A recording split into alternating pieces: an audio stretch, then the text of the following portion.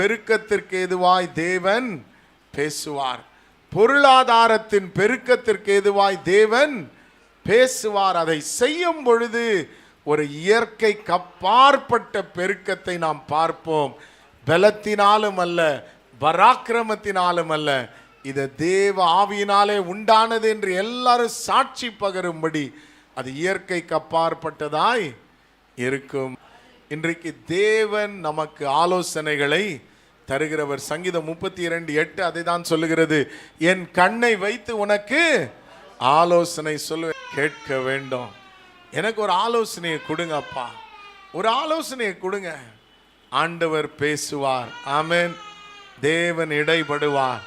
அந்த ஆலோசனை நினைத்து பார்க்காத, நாம் எதிர்பார்த்ததை விட அதிகமான ஏராளத்தையும் தாராளத்தையும் பெருக்கத்தையும் அதிகரிப்பையும் கொண்டு வரும்.